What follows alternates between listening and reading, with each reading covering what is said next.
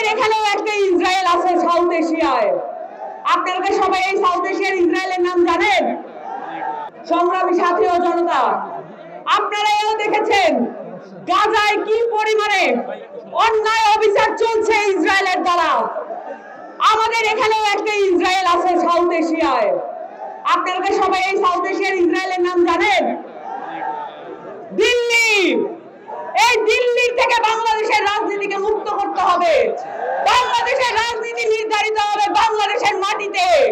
এইটা আর কোনো political block, এইটা আর কোনো ইন্টারন্যাশনাল ব্লক এটাকে ঠিক করে দিতে পারবে না। এইটা ঠিক করবেন আপনারা, যারা রক্ত দিচ্ছেন, যারা সংগ্রাম করছেন, আপনাদের হাতেই আছে এই দায়িত্ব। আপনাদের সকলকে আধিপত্যবাদ বিরোধী এই সংগ্রাম এবং এই আমাদের যে নতুন যাত্রা এবং নতুন সংবিধানের জন্য আপনাদেরকে সংগ্রাম করার আহ্বান জানাচ্ছি।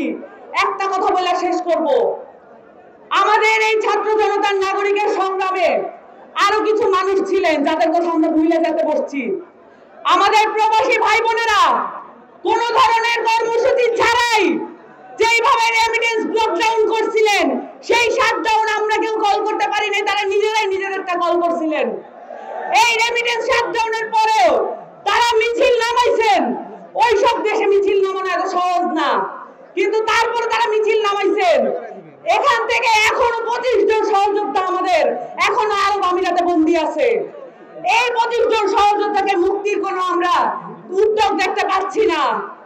আমরা প্রত্যেকে মাঠ থেকে এই উদ্যোগের কথা বলতে হবে। এই 25 জনকে মুক্ত করার আগ পর্যন্ত আমরা মাঠ ছাড়বো না ইনশাআল্লাহ। সকলকে ধন্যবাদ। জনতার জয় হোক।